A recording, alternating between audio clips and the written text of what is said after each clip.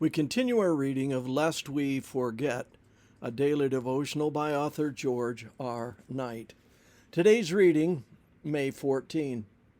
Freedom from structure is not freedom from problems.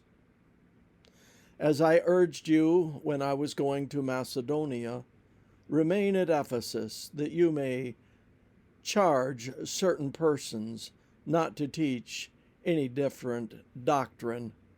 1 Timothy 1:3.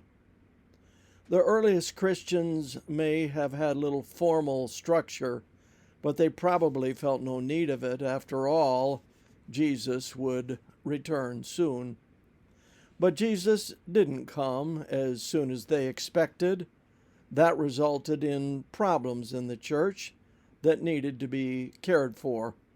Thus, by the time Paul wrote his pastoral epistles, 1 Timothy, 2 Timothy, and Titus, he had to deal with creating mechanisms for maintaining order in the congregations. Adventism went through a similar experience. As early as September 1849, we find James White arguing for financial support for the movement's traveling preachers and the necessity to suspend one woman from fellowship.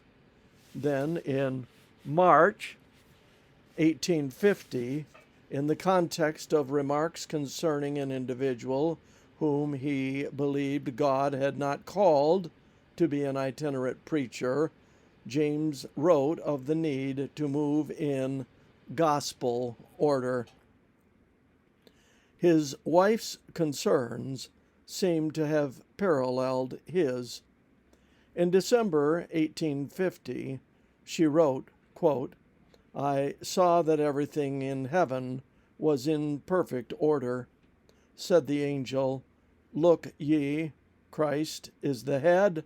Move in order, move in order. Have a meaning to everything.' Said the angel, 'Behold ye and know how perfect, how beautiful the order in heaven follow it.'" She went on to speak of fanaticism and of those who had been disfellowshipped because of their improper behavior. Near the conclusion, she noted that if Israel, meaning the church, moved steadily along, going according to Bible order, they would be terrible as an army with banners. Manuscript 11, 1850. James and Ellen White's early concerns regarding organization seems to be essentially the same. Both feared disorderly, fanatical, and unauthorized representatives within the budding Sabbatarian movement. Then again, the early 1850s saw rapid growth in the number of individuals attracted by the logic of the Sabbatarians' preaching. In 3 short years, the movement's adherents had zoomed from about 100 to more than 2,000 in 1852.